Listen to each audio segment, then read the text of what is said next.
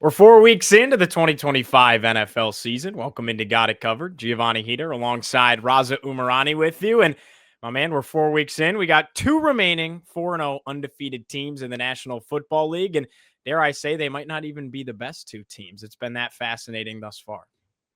Honestly, I would say that they are. Of course. I know I've been skeptical of the Eagles, and we are going to talk about them later. There's definitely reason for skepticism in Philadelphia, but they just keep on finding ways to win. And at some point, you got to tip your cap and say, you know what, there's nothing I can knock them for in that regard. Buffalo has been an absolute machine. They've been a pretty boring watch this year because you just know they're going to dominate. Right. You just know they're going to dominate. But, in between the lines, there's a ton of other fascinating stuff happening in the league. Listen, people at the start of the year, we were like, I don't know, starting to rise. The people at the start of the year that we were like, oh, maybe they're legit, starting to fall a little bit. So it's been a fascinating first month. I can't believe it's already been a month. But this is where everything really starts to heat up. October football is not for the faint of heart. So we're going to keep on whittling through that middle of the pack as we get going here. I will say and elaborate a little bit more. I do think that they are probably the two best teams in the National Football League, but you could make arguments that they are not. And I think for Buffalo, the biggest thing, if you really want to, take a comb to it, the run defense has been pretty strugglesome for Buffalo. They also have a lot of injuries on the defensive side of the ball. What does that look like when that defensive line is back to full health? Matt Milano's back in the mix. Of course, you're going to get Maxwell Hairston at some point. So you could go down an entire rabbit hole with both of these teams. I think the Eagles, it's the offensive side. They could get the pass game going a little bit more and target a guy like A.J. Brown more. Yeah, I think he would agree with you. He would agree. His tweets would agree. Versus, Dude, yeah, that's crazy. I'm telling you, the dude is a little unhinged. If you had to put somebody above either Buffalo or Philadelphia right now, who would it be?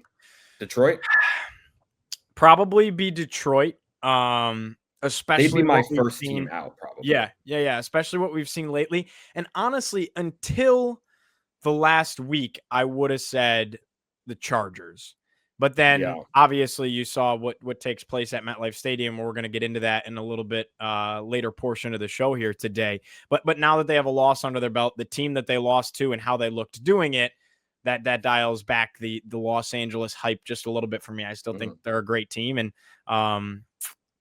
the Chiefs looked really good. Chiefs look really good. I was gonna say through 3 weeks, I thought the Chargers were gonna win the AFC West, and then you saw what the Chiefs did. So with that, let's go ahead and talk about the Kansas City Chiefs. I think that is the biggest game to speak of. Don't get me wrong. We're going to talk about Sunday Night Football. That was a banger as well. But this was the marquee matchup. Despite both teams coming in at 1-2, the Ravens and the Chiefs, Lamar Jackson versus Patrick Mahomes, Arrowhead Stadium, Nance and Romo on the call, marquee game of the week. No question about it. Didn't live up to the hype in this sense. The Chiefs dominated the football game, start to finish. Kansas City, this was the best we've seen the Chiefs offense look, I want to say, in 3 years. I mean, seriously. Well, I don't know about that. Call me crazy. I was going to say since the AFC Championship game. I don't think the Chiefs looked as good as they did on Sunday, not once last season. Not once. Really? I feel that way. It almost felt like a return to form in a way. And the Chiefs do this thing where when they got to bring it, they find a way to bring it. I thought what Xavier Worthy brought to that offense opened everything up for everybody else. And Pat, instead of having to run around and make plays with his legs and just like try and make something happen like he's had to do for the first 3 weeks of the season, now he actually had places to go with the football, and it showed. Like Tyquan Thornton, a dog, he catches that touchdown. Even Kelsey was catching the football. Worthy obviously making plays. Imagine too, at some point they're going to get their other piece back. And so you look at this Chiefs offense and you really do wonder when Tony comes back into the mix. You really do wonder if they're one of the top offenses in not just the AFC, but in the entire NFL. I'd like to see them run the ball more, but I do think they ran the ball pretty well in this football game. The bigger story might be, besides the Chiefs being like back, so to speak, the bigger story might be what is going on in Baltimore. I'll let you take the floor on that one. what is going on in Baltimore? Because I'll say two things are happening, and one is the result of the other. Okay. The injuries are stacking up. It's a CVS receipt now, right? Nnamdi Yeah. Madubuike is now out for the year, so that situation was a whole lot worse than it might have seemed on the surface. Although I know in recent days we've been trending towards like he's going to miss the entire season. So hoping for the best for him. Everybody and their mothers was getting hurt for the Ravens in this game, right? Nate Wiggins was carted off. Yeah. You had Roquan Smith getting hurt. Like everybody is getting hurt. And the replacements they have, the Ravens, for as talented as they are defensively, obviously aren't playing like it, and they also don't have the depth, right? A guy like Mike Green has made zero impact this season. After I picked him to win Defensive Rookie of the Year, go figure. And their secondary is obviously just a mess. So because the defense is falling apart, both schematically, the way they've played on the field, and now on the injury front, the coaching or lack thereof is starting to let the whole team down because it feels like they're unraveling. So many times when a team is dealing with a ton of injuries, they're able to rally and figure it out and say, hey, guys, I know we're dealing with X, Y, and Z, but we got to pick ourselves up by our bootstraps and get going. Baltimore doesn't have that right now. And that's just on the defensive side of the ball. Now you flip to the offense, and Lamar Jackson gets hurt in this game. And I must admit, Gio, on the surface, I was like, I don't know. I thought maybe this was a scenario where Lamar was playing very poorly and either he or the coaching staff were like, let's take a second and come out. I know now they're saying that he's dealing with a hamstring injury. Word on the street is it could be a multiple week thing. He might not play this weekend against the Houston Texans. I think one of two things is possible. Probably the first thing I'm going to say, if he is truly going to miss time. I think he's been hurt for a bit. I think he got hurt maybe in that Buffalo game. He was running the ball so much in that game, Joe. He was taking some hits. I know it's a hamstring injury. I'd be inclined to say that's where he got hurt, and that would explain maybe why they got so conservative at the end of that game. But Lamar hasn't been like Lamar in these last few games. He played well against the Lions, but then again, the end of that game, it all kind of fell apart. So it's weird, man. What you asked me what's happening in Baltimore, I could have just answered it in a few words. I don't freaking know. Yeah. They're a total mess on so many different fronts. And if Lamar is to miss any time, it's gonna get bad. They're 1-3, Gio. Yeah. They're 1-3. They're sitting below. They're tied for last place in the division. So they're staring 1-5 in the face right now because their upcoming schedule here. They play the Texans. It's in Baltimore. That's on at 1:00 on Sunday. Now I know the Texans haven't had the greatest start in the world, but you're going to throw in a backup quarterback, and I don't want to say in all likelihood, but it's trending that way. You're going to throw in a backup quarterback against the Texans defense. Probably not going to win that game. I really don't see them winning that game. What does it matter what they do offensively when their defense is this bad? Correct. And that's the other side. And then after they play the Texans, granted it's at home again, they have 3 consecutive home games coming up, but they host the Rams. And you don't know what the situation is with Lamar Jackson at that point either. And the Rams are a really good football team. Really good. And they don't flinch on the road. Sean McVay and company does not flinch on the road. Dude, what are Puka Nacua and Devontae Adams going to do to that secondary? Yeah. It might not be allowed on TV. It's going to be NC-17. Exactly. You're staring 1-5 straight in the face right now if you're Baltimore. Yeah. And a lot of people are saying Harbaugh is not the guy there. He's been there for so long, which is crazy to think about. It's hard to argue with that though, because that team, and I know they've had injuries, particularly on the defensive side that they've been struggling with, but that team is way too talented to be staring 1-5 in the face. It just doesn't make sense. Yeah. And by the way, Kyle Hamilton came out last week and was like, honestly, I think Ravens fans are a little spoiled and they're complaining about what we're doing. They expect us to be X, Y, and Z. I think they're acting a little spoiled. And then they go out and do that. That's tough. Really quickly, just because I do want to talk about the Chiefs, because I am our resident Chiefs truther and an apologist. Are you surprised with how much love I just gave the Chiefs? Because for those that don't know, I put my sports media cap on as a professional journalist and I can talk ball. But when it comes to my fandom hat, I despise the Kansas City Chiefs. Right. Continue. Well, I don't think there was any nits you could pick with the Chiefs this week because what you said was awesome. right.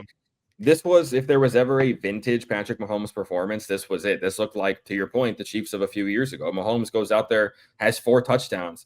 I think we both picked Kansas City to win this game, in part because of how poor Baltimore's defense is playing, but also because the impact that Xavier Worthy being back has on this offense could not be overstated. And you mentioned it earlier, Rashee Rice isn't even here yet. What happens when it's Worthy and Rice and they're able to hum like this? Josh Simmons has been a revelation for them at left tackle. I just realized I said Kadarius Toney earlier.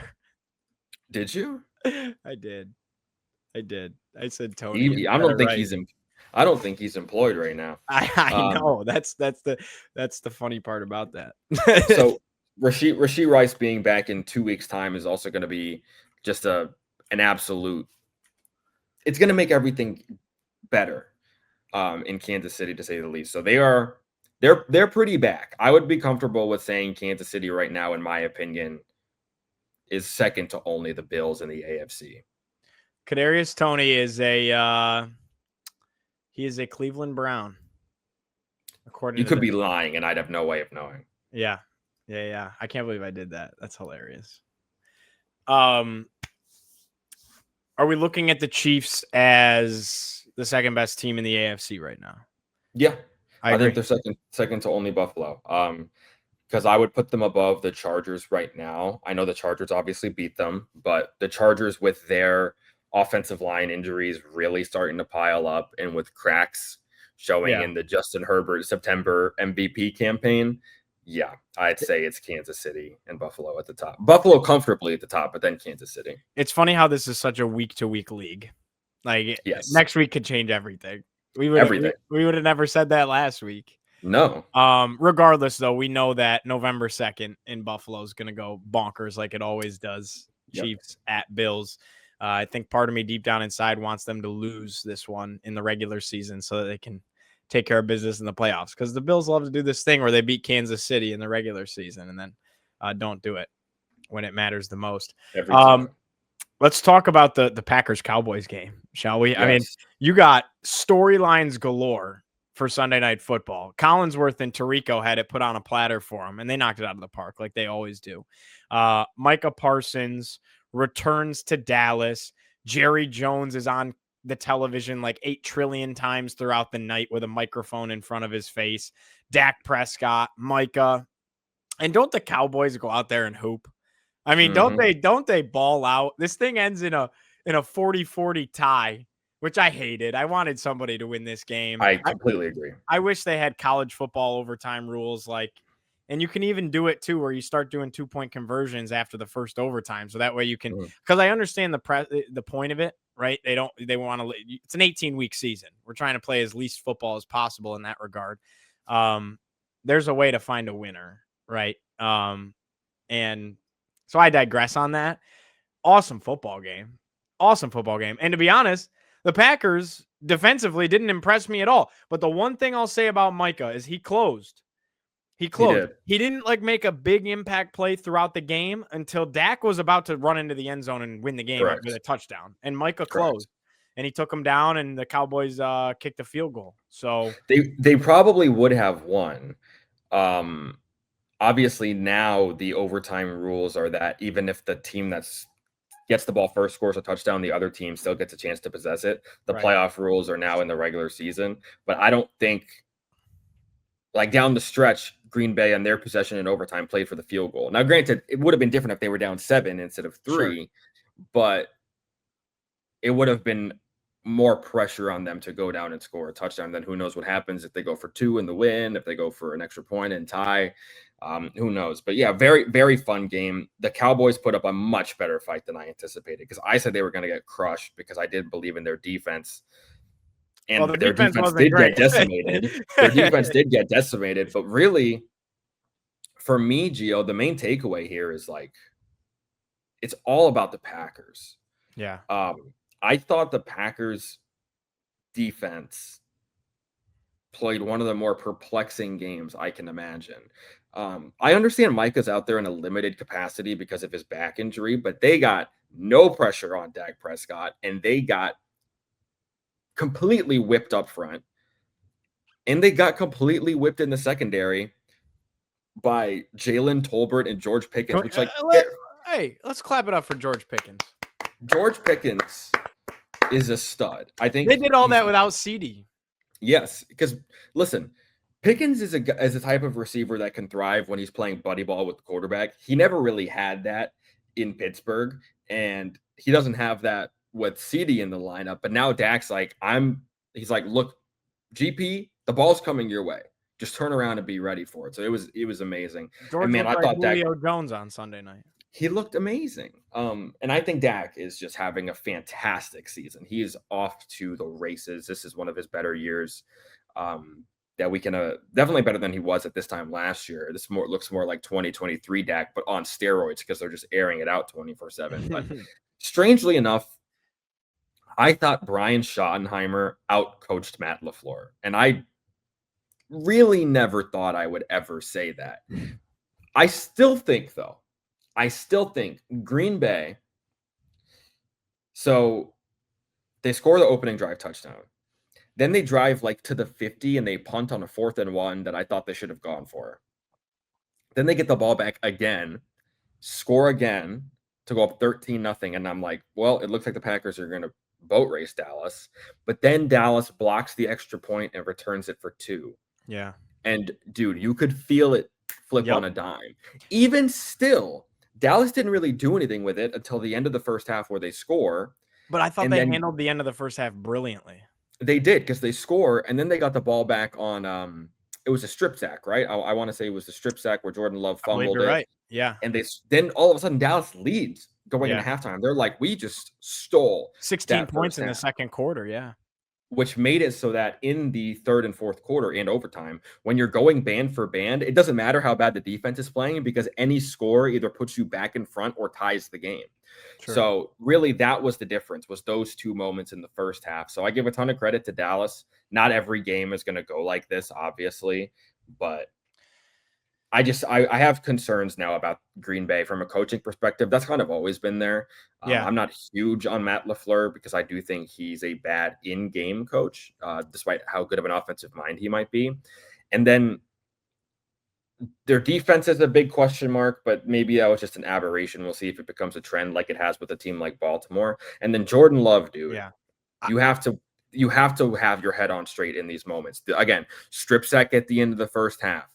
The situation at the end of overtime where the clock is running and you're like double hitching and then throwing at the end zone, dude, there's 5 seconds. You got to let it rip. And if it's a touchdown, congrats, you won the game. And if not, kick a field goal and get out of there with a tie. They are lucky to have left Dallas without a loss. That was my final point on this game is I do not feel like Jordan Love is playing like a top 10 quarterback in the NFL right now. No, they're winning in spite of Jordan Love right now. Right. Not because of Jordan Love right now. But they haven't won a game in 2 weeks. Two and a half weeks. You don't win in the playoffs like that, though. No. Yeah, it's going to be their undoing. We thought early in the season they had the defense to overcome Jordan Love's haphazardness. Now we'll see what that defense is made of. They did play one of the best offenses in the NFL, but they played that offense that didn't have CeeDee Lamb. Right. So it's like, I mean, this really was a fascinating game, and I know it's just 1 week. Let me ask you this question before we move on to another game. Is there a move that can be made by the Dallas Cowboys on the defensive side of the ball to bolster the defense to put them in the conversation of being a serious playoff contender? Because that offense is so darn good, man. I'll tell you what, they could use an elite pass rusher. Oh, like the guy they just got rid of? Yeah, they what did Jerry Jones say? We want to stop the run. That's why we trade for Kenny Clark, and they still can't stop the run. They don't have an elite pass rusher. I thought some guys stepped up and made plays in this game. You saw the ups and downs of young guys like Maris Liafu and Donovan Ezeraku and guys, veterans who we know are good like Oso Digizua. But Ezraku could emerge. I mean, second round pick. Maybe. I think he's had a bit of a rough first month in the NFL, but it is his first month in the NFL. The problem is they drafted him in the second round to get after it, and he's not gotten after it. He's been pretty good against the run, but he is a complete non-factor. He looks a little small in coming off the edge, rushing the passer. I don't believe there is one single move they could make on that side of the ball, Gio, because they're paying both of their starting cornerbacks a combined $180 million. So you can't trade for a star. First of all, you just traded away your star. The move would have been to sign Micah Parsons. And I don't know if that would have made all the difference in the world. I don't think it would. But they're so bad at all three levels. They're at their worst in the secondary. But again, they're paying their two starting corners $90 million a pop. And Malik Hooker just got hurt, so maybe you could try and pick up a safety. I imagine they might try and bring somebody in off the waiver wire, but there's no one move they can make. The whole thing is a disaster, and they're coached by Matt Eberflus. So it's not going to get better anytime soon with any 1, 2, or 3 moves. Maybe I'm delusional, but I think that is so Dak's team. Jerry has stamped that Dak is his guy. And why wouldn't you want that, right? He's the Walter Payton Man of the Year. He's playing like an MVP level quarterback, period. I know Parsons on the field was a great player and is a great player. I think the move is better for them culturally, no question. I think he was a complete cancer in that locker. Like the guy getting on podcasts talking bad about his quarterback, like that. There's part of me, and I understand how elite of a talent he is and what you're giving up, but you can't have that. Like, that's why the Red Sox let Rafael Devers go. You know, I mean, like, you can't have things like that. Especially when you have to pick one. And Jerry picked Dak, right? And he stood by that. He said that in interviews before the game, that he picked Dak, essentially. It came down to one or the other. So that's kind of my take on the whole thing. I'd love to see their defense get better. I'm a Dak fan, so it almost feels unfair that he's being set up this way, but it's a brutal business, right? I love Dak Prescott, and I think he's silencing so many haters that he shouldn't have. I mean, I've said it time and time again on here, how he's so underrated and overhated. Yeah. But on the flip side, I can't wait to play them in 3 weeks. Yeah. We're going to have fun in that game. That'll be a big one. That one in Dallas or at that's a Jerry World, 4:30. Okay. KB and Brady on the call. Oh, that'll be nice. Eyes of the nation. It'll be a fun one. Who do they play on Thanksgiving this year? The Kansas City Chiefs. Oh, snap. Okay. Yeah. Wow. Yeah. And guess what the 1 o'clock game is? Guess who the Lions play? Who? The Green Bay Packers. Martin Scorsese. Absolute cinema. But the night game is Bengals Ravens, so we will be taking our food coma. We'll be watching Ole Miss Mississippi State. Correct. We will be. Because that game might actually be preposterously awesome. It might be. Oh, the Egg Bowl is going to go nuts this year. It is. We'll save that for our college football shows. Yes. We will. Couple more games to dive into here. Maybe not quite as in depth unless you're feeling it. Eagles at Bucs. Really, I picked the Buccaneers to win this game. I really thought the Buccaneers were going to do a nice job of holding their own at home. I know they made a push towards the end, 14 points in the third quarter, scored 5 points in the fourth quarter, held the Eagles to just 7 points in the second half, but they had dug themselves too deep of a hole. Eagles prevail on the road. What are your thoughts on this one? Do you remember why I picked the Eagles to win this game? Because they just keep finding ways to win until proven otherwise? Correctamundo. And they did it again. I don't know if the Eagles won as much as Tampa Bay lost in the second half, but I will say this. The Eagles in the first half, it was absolute belts. What was it, 21-3, like early in the second quarter? Yeah. The offense was moving up and down the field like it was absolutely nothing. I mean, it was 24-6 at half. Yeah, it was absolute belt in the first half, and they were cruising. And in the second half, do you know how many passes Jalen Hurts completed in the second half? I don't know about in the second half, but he only had 130 yards through the air, and he still threw for 2 touchdowns on the day. So he had 0 completions in the second half. Are you kidding me? The Eagles did not complete a pass in the second half of this football game. And they still won by 6 on the road at a Super Bowl contender who always has their number. Here's the Eagles' second half drive chart. Punt, punt, punt, touchdown, punt, punt, punt, safety. That was the Eagles' second half. Yeah, really they won by 8, not 6. It's because they took the safety on the last play of the game. So, right. Listen, they're going to keep winning games by any possible combination of ways. Last week, it was Jalen Hurts having a phenomenal second half against the Rams to win that game. But still, it took 2 blocked field goals to do that. And then this past week, it's just hold on for dear life and make a couple of plays that you need to make. Listen, I thought Tampa Bay did a fantastic job of bringing themselves back in this game. I also recognize that everything had to go right for Tampa Bay. Baker hits Ibuka on that complete, threading the needle deep shot that fits right in between the 2 Eagles defenders and Emeka takes it for a touchdown. Then they get Bucky Irving on that sideline ball for another long touchdown. Like, I still have qualms about the Eagles secondary, but they can live with those mistakes when they're up by as much as they are, apparently. Mm-hmm. And then Baker, for what it's worth, is having a good season for the most part from a highlight perspective and from a box score perspective. But then he makes some plays in that game that you're like, dude, I know you think you're Superman. Like, he thinks he's Patrick Mahomes, and he's like Dollar Tree Patrick Mahomes, but he's not Patrick Mahomes. So when he makes that play where he runs up and bounces off his offensive line and then rolls out and throws it to the end zone right into the hands of, I think it was Jahad Campbell.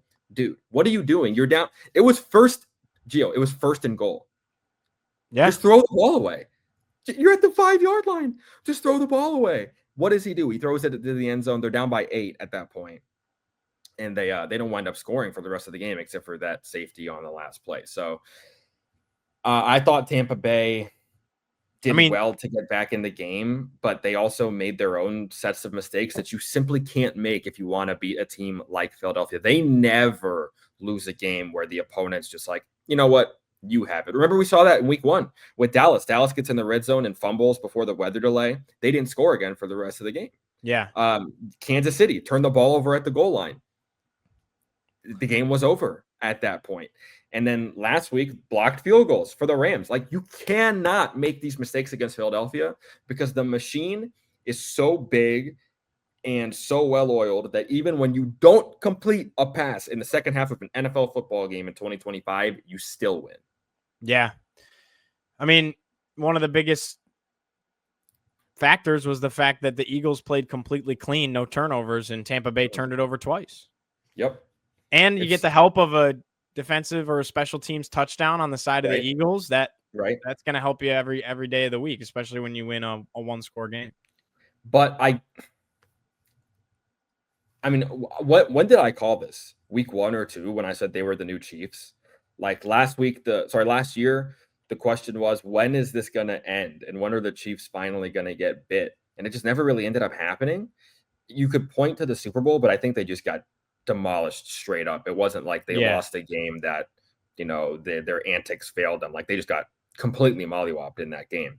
We're going to keep asking that question about the Philadelphia Eagles, and I just don't know when it's going to happen. So again, I'm going to keep on picking them to win games until they find a way to lose, because this is who they are. But now AJ Brown is being AJ Brown on social media, and I saw somebody say that this is the most childish team in the NFL. Everybody, the head coach is childish, the quarterback can be childish, the receiver can be childish, the defensive tackle is childish, and they still win every freaking game. You know what is going to go bonkers, and I know it's so far away. Bring me to December 28th, Eagles at Bills. Mm-hmm. That's gonna be sweet. Or December 20th, Eagles at Commanders. I'll be there. There you go. There you go. You trying to hit Eagles Bills the next week? You want to see Philly play twice in 2 weeks? I will have to let you bring know your parka. what my Bring schedule. your parka. It's gonna be that's a great point. Yeah, DC will be cold, but maybe not Buffalo cold. The Bills having to wear the. By the way, they are. Your question has been answered. They are advertising and telling everyone to wear white now. Okay. So they're doing a whiteout in Buffalo, first time ever, which is going to be pretty cool. And I think Bills fans will listen. Like, I think it'll be a true whiteout. I agree. It helps too that like everybody has the white Josh Allen jersey. Yes. So there'll be a lot of those. It's funny though that it's going to be 80 degrees on Sunday. I know it's Sunday Night Football. It's going to be 80 degrees on Sunday. Like, it's not their fault because they always had to do it when they played the Patriots, I guess. That's like the whole point of the rivalries thing. Would have been nice to wear these uniforms in December though. Yes, it would have been. But hey, it's gonna look beautiful under those Sunday night lights on NBC. Yeah. Rams at Colts. What do you got on Rams at Colts? My takeaway from this was the Indianapolis Colts are a legitimate football team. Correct. That's my biggest takeaway too. And the Rams won the game. These two teams are really, really good. Gio, this one could have gone either way. Yeah. I was watching this at Chipotle, and I couldn't keep my eyes off the screen. This was one of my favorite monster. This was one of my favorite games of the NFL season thus far. And I knew it would be going into it. I was so excited to watch these two teams play against each other. This was another situation. Think about the Eagles, right? The better coached team will not let you get away with making mistakes. And that's exactly what the Rams did to the Colts. These teams were inseparable, except for those few moments of futility for the Colts that allowed the Rams to win the game. And each moment of futility, Daniel Jones threw 2 picks, but I can excuse it. Both of them, I think, were to Cameron Curl, Washington legend, by the way, 7th round pick. So I can excuse the 2 interceptions because the Colts were still in it. Both mistakes were by A.D. Mitchell, which is a shame, but A.D. Mitchell has this Ryan Williams-like touchdown down the sideline, except he drops the ball. He's changing hands going into the end zone to reach out the ball for no reason to celebrate, and he fumbles his own exchange and fumbles it out of the end zone for a touchback. That takes 7 points off the board for the Colts. And then in the fourth quarter, the would-be go-ahead touchdown run by Jonathan Taylor, which was, again, an insane play, gets called back for a hold by who? A.D. Mitchell. Colts punt the ball to the Rams. First play for the Rams, Tutu Atwell takes the top off the defense. Matthew Stafford hits him with a perfect, gorgeous deep ball, 27-20, ball game over. So this was an awesome game. I really enjoyed watching it. Jones played his most human game of the season. But to your point, Gio, the Colts are legit. I think they should run away with that division at this point. The way that they're playing, the way they're running the ball is unbelievable. Yeah. The way that their offense is humming, even with mistakes by Daniel Jones, is amazing. And then the way that their defense is playing, even against a really good Rams team. Like, the Rams had good performances in this game, right? Puka Nacua is a box score monster. Insane. If you have Puka in fantasy, you're absolutely the man had 13 catches, 170 yards, and a touchdown. He has 44 catches. And he had a long of 31, which means he was really like it's not like there's a 75-yard touchdown as an outlier here. Yeah, if you ever want to in Squid Game, every time they lower the piggy bank to put more money in it, they show those shots of all the contestants looking up and their eyes are wide. They're like a kid in a candy store. That's me every time I open Next Gen Stats and look at a Puka Nacua route chart. Like, I've never seen Squid Game. Really? Yeah. You should get on that. I should. The ways in which Sean McVay utilizes Puka Nacua are perfect, and it's quite fun to watch. So yeah, you said it, Gio. I'm reaffirmed that these two are Super Bowl contenders, not just playoff contenders, Super Bowl contenders. I love it.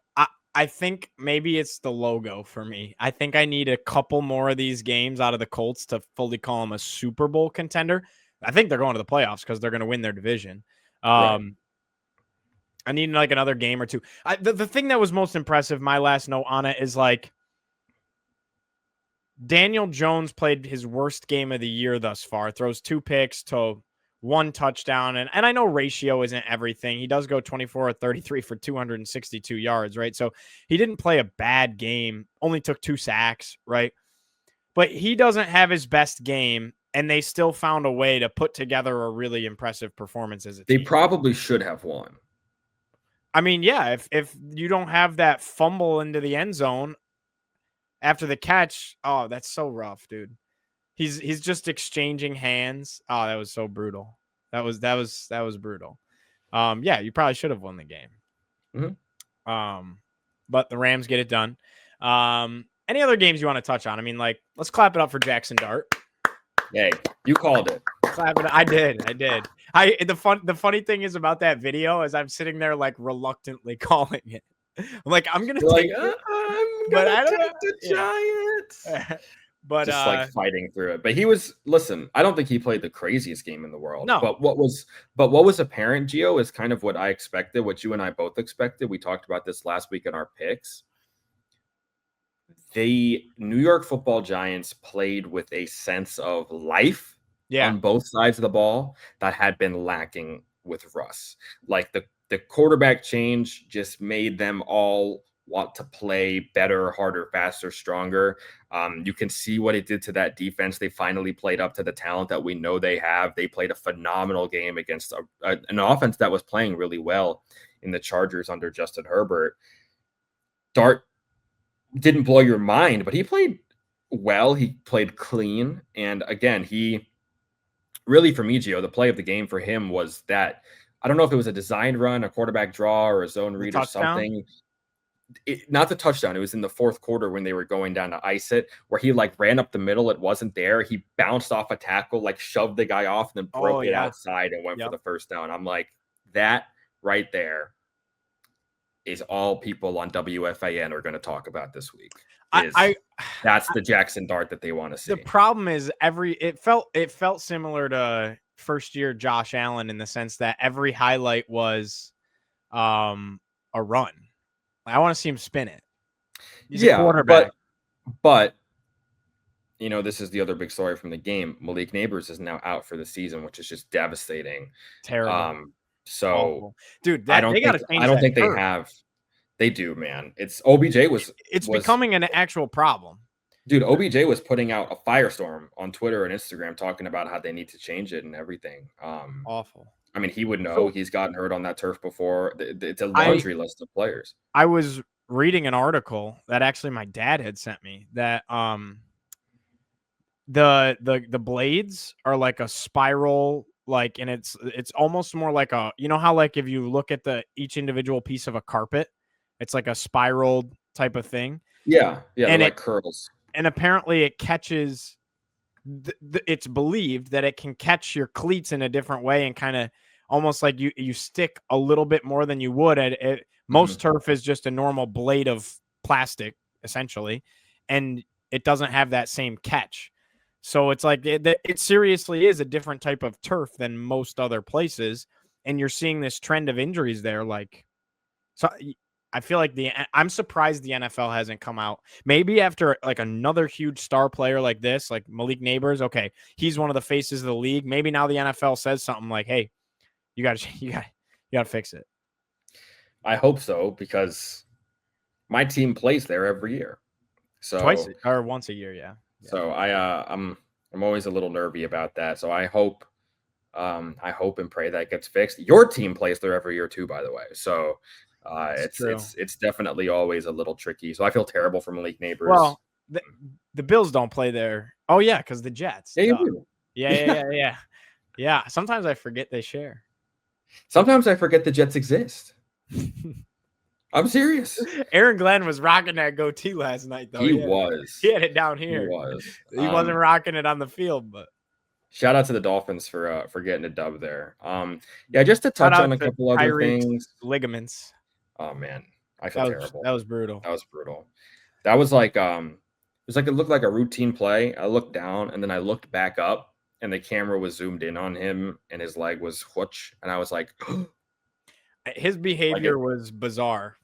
He was like, yes. I was like, apparently what I was reading is that he was just trying to stay amped to keep the adrenaline going, because obviously I was gonna say I think that's an adrenaline thing. Yeah, but that was a bizarre thing to do. It was. He's a bizarre person, though. He is. I think another team that's trending, which is Seattle, man. I feel so good about Seattle after Thursday night. Their defense is sensational. And the way their offense is playing, man, is they don't have to do too much, because they didn't. They should have scored way more. They should have won the game way more comfortably. Like, the final score doesn't indicate the story of that game. 100%. Man, that team's a real contender. I cannot wait to watch them play the Rams eventually. The Ireland game was hard to watch. Good for Aaron, I guess, but like, I don't know. Good for DK Metcalf. Drake May continues to have a really good season for the New England Patriots. I just don't know what it means, because both of his good games have come against awful teams. So I don't know. Like, I saw somebody on Twitter yesterday, because they were talking about how Drake May has been the best quarterback from the 24 class this year, which is undoubtedly true. But Jaden Daniels has missed 2 games against 2 defenses that, like, Marcus Mariota's played well against. So we were like, oh, we missed the stat pad games, quote unquote, while Drake May is stat padding against the Panthers. But listen, if the Patriots can keep winning games against their terrible schedule, who knows what it looks like down the stretch when the playoff picture rolls around.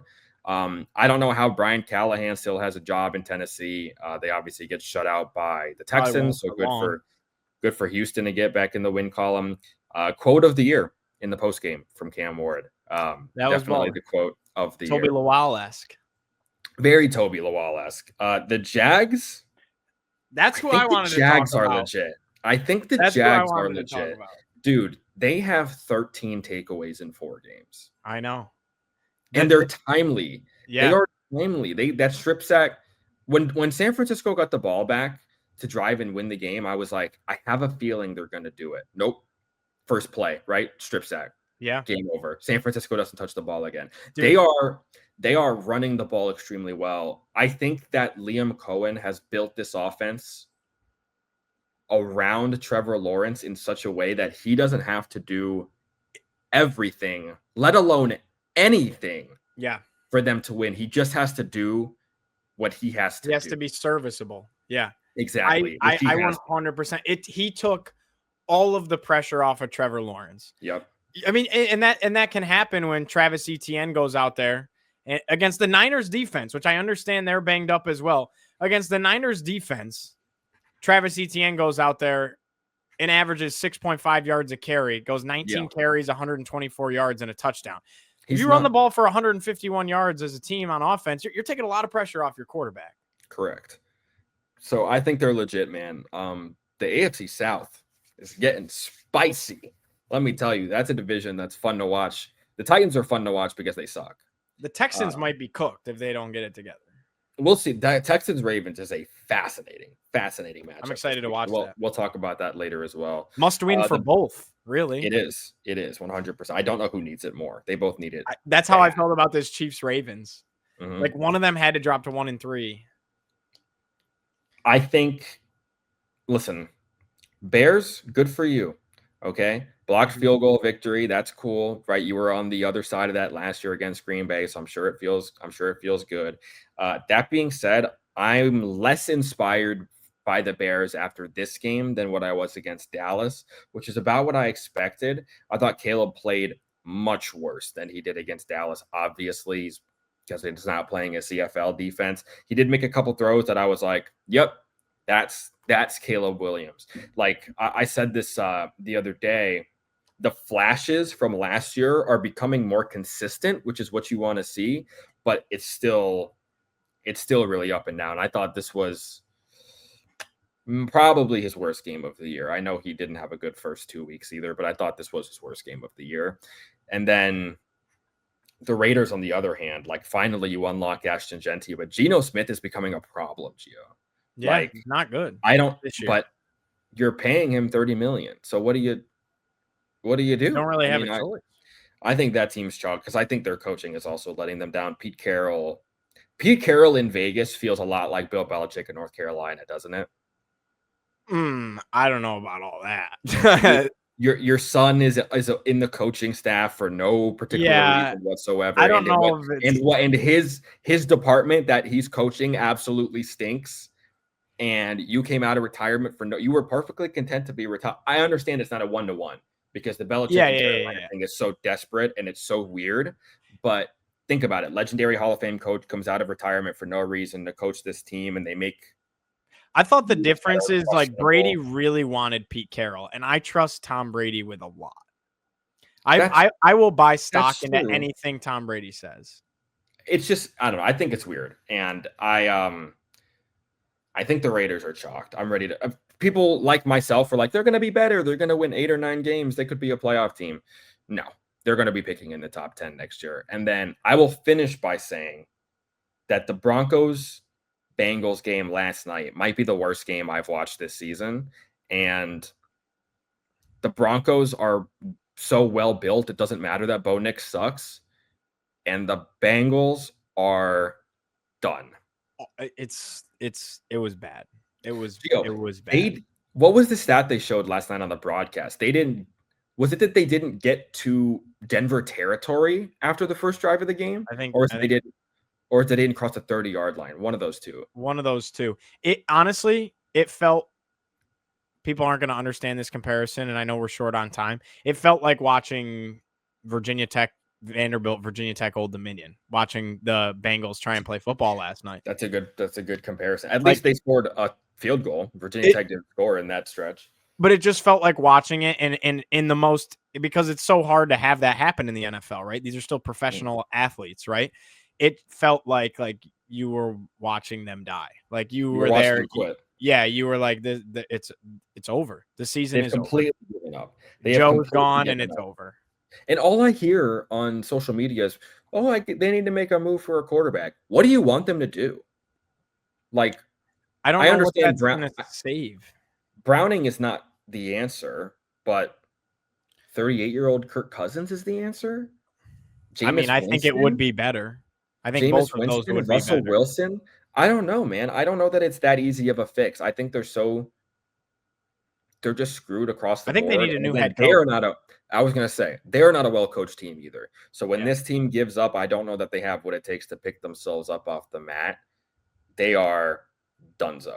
Completely donezo. I think they need to revamp their strength and conditioning entire operation, and they need a new head coach. They've scored 1 touchdown in the last 10 quarters. They're wasting a generation. And that was when they were down 48-3, by the way, against Minnesota last week. Yeah.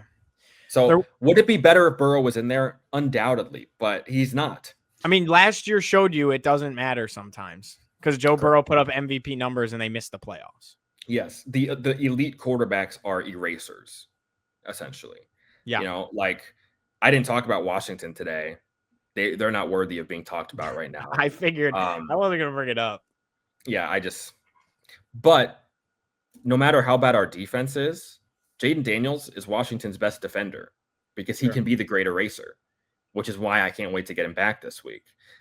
Joe Burrow is in that same category, but he's not walking through that door. Yeah. And even if you make a move for a guy like Cousins, Jameis, Russ, whoever, they are not that level of player either to make up for the shortcomings everywhere else. So I feel bad for everybody involved there, but it is over. I feel bad for Jamar Chase. I do too. Tell the people where they can find us before we let them go. They can find us losing our minds on Sundays, watching our football teams, at least one of us, because one person. I'm chilling. One person's team is an infallible machine that might not lose a game until daylight savings. The other team. What if they're the Dolphins? What if they go undefeated? Schedule plays out for it. It's currently possible, right? There's a 0 in the loss column. The other person's team can't defend a scarecrow in an open field. So, but other than that, they can find us at Got It Covered FB. on all social media platforms, whichever one you choose. You can follow me at Reza Omarani on everything if you want to see me losing my mind in real time over this team that wears burgundy and gold. He's at Geo Heater on everything if you want to see him saying la-di-da-di-da, my life is full of sunshine and rainbows because I have Josh Allen. Dude, did you watch Syracuse football play? It's not all that's good. fair. Sundays are good. That's valid. Your Sundays are much better than your Saturdays. So at Got It Covered FB on all social media platforms. Again, we're putting out a lot of short form content these days, so be on the lookout for that because it's all gonna be all good all the time. So check us out. Leave a follow, leave a like, leave a sub, leave a comment. Let us know what you think. Share with your pals, your mom, your dad, your bestie, your girlfriend, your boyfriend, your dog, your cat, and your uncle. Uncles love this stuff. That's true. That's true. That they listen to Creed in the morning, you know. Yeah, for basically, we want to hang out with your uncle. We do because we listen to Creed in the morning. Yeah, and we got you covered.